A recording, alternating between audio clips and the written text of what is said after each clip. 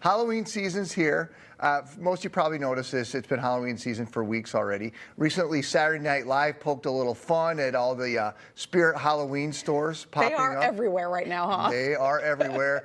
And as soon as November hits, boom, they're gone. They're gone. So here to talk about the economic impact of Halloween and some other hot topics are Beth Perro-Jarvis and Mary Van Note from Ginger Consulting. Welcome back, ladies. Hey, nice to have you guys. with us.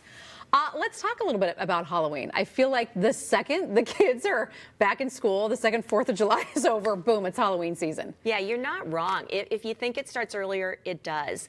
And it's because it's such a popular holiday. 75% of Americans celebrate Halloween, so it's literally one of our most popular holidays, one of our most popular seasons, and it has turned into a $12 billion business, which is massive. It's second only to Christmas in terms of retail sales. It's tied with back to school. This year, you know, the average household will spend over $50 on candy alone, but we're buying costumes, we're buying things for our pets. It's just massive and huge, and a lot of fun for everyone to get in on.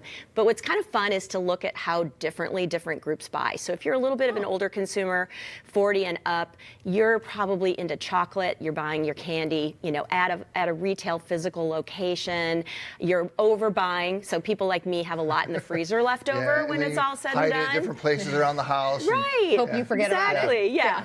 Where if you're a younger consumer, under 40 years old, you're buying all the sour stuff, the fruity stuff, that chewy stuff. That's the kind of candy that you like.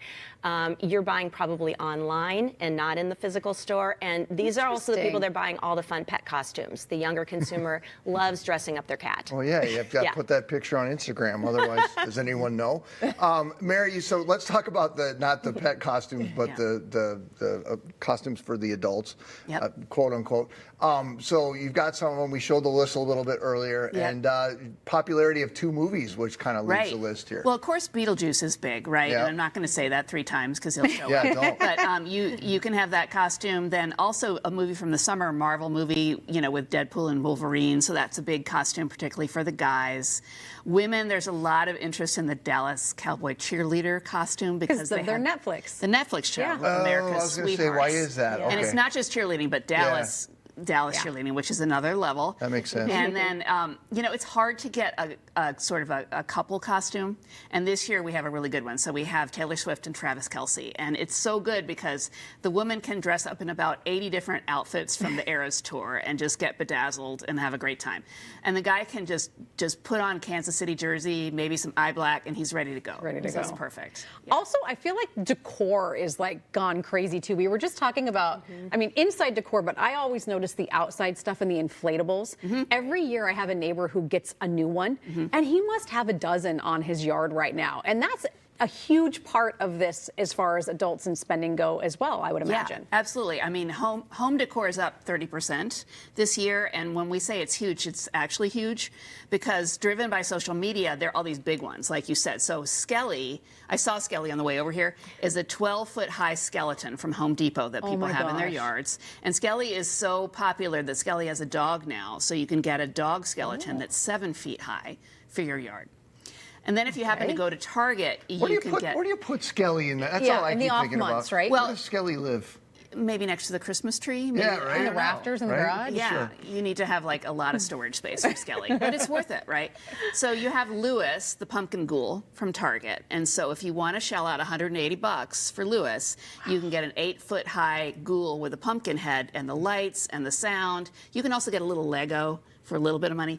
But Lewis is so popular that Target has a series called Lewis Lore, and it's on Instagram and TikTok, and there's been 4 million views. Wow. And people create their own content now about Lewis because they love him. What about the Starbucks and some of these other? They're selling like Halloween-themed cups too. Yeah, so Starbucks has their cups. You know how they have their Christmas cups? Yeah. They have now their Halloween cups, which you can see, and that's new. And then you can get what we call tabletop and houseware stuff for Halloween everywhere, you know, from Williams-Sonoma to Home Goods to Target. And it's not just the candy bowl. You know, it's like a whole suite of dishes and cocktails, and you can get throws and pillows and even bed bed sheets. So it's kind of like holiday decor, but now it's Halloween. And it's not even like use one-time stuff. It's like elevated decor. It's very nice. You pack it away and then you put it out. You know, like for your Christmas dishes. Yes, exactly. It's just like Christmas, except now we do it for Halloween. Beth, let's talk about the social media aspect of all of this. My daughter is going as a Stanley Cup this year. Costume that she saw on social media, so she and her bestie will be the cups going around. I know that social media has such a huge part in like this holiday in particular for people. Well, this holiday in really everything we buy. It's been one of the biggest shifts in retail sales is where they're coming from and how we get marketed to. So like your daughter seeing something she saw online, she was probably following someone who to her feels like a friend. We call these influencers. So we all follow them. They might be cooking, they might be style, they might be fashion, they might be sports, it could be anything, but we follow these influencers and then they make recommendations, you know, and we decide to buy something based on something that they tell us about or show us or that they have in their own life or home. And I'm telling you, it's big business. This is now $250 billion worth of our retail sales are flowing through content creators and influencers. That's a shift from just traditional advertising where we used to have, you know, hire Jennifer Aniston. Now it's just some ordinary person that grows into an influencer and they amass a huge business. One of the guys that shows up on the list all the time, you may have heard of, his name is Mr. Beast. And he just started out playing games on YouTube when he was a teenager. But he was fun and he was engaging. And so he now has almost as many followers as there are Americans, over 300 million followers. And what has that turned into? It's turned into about $500 million a year in his pocket with endorsement deals and sponsorships and appearances and recommendations. So it's huge business and only expected to grow bigger. They're thinking within the next 2 to 3 years, it should be up to about $500 billion in retail sales flowing through these influencers. But I would say don't quit your day job because, you know, not very many people make it to that most level. don't make that much, right? A couple of these specific categories of influencers, Finfluencer, which is a financial influencer, and Furfluencer, which is hard to say, but that's someone who's talking about pets. Right. These are niche categories. They're niche categories, but it's sort of the sign of when a market matures, it starts to segment. So now you've got these influencers that are in specific categories. So in the case of finance, you know, I think the why behind it is what's most interesting. If you're a younger consumer, you trust these people. You know, you follow them, you watch their videos, you engage with their content. They are your friends. Yeah. Exactly. So you trust what they endorse versus what a brand might just endorse or what a celebrity might even endorse. And you go with what they have to say. And in the case of finance, Finfluencers, you know, they say 75% of the time, if you're following someone that you trust, you will engage with the companies that they recommend.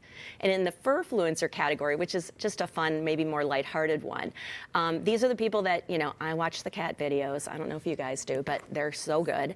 And they, you know, will start to talk about products too, even to the point where Target now has a whole collection called the Cuddle Collab, I think it is, where they found 6 of these Furfluencers from TikTok. We mean the dogs. Yeah. And they've created a product line that they are selling at Target. You know, you could match your cat or dog if you wanted. So pretty cool. Well, guys, good stuff. Thanks for stopping by. Good to see you. Good to see you. You can head to MinnesotaLive.com for a link to get more retail news from Ginger Consulting.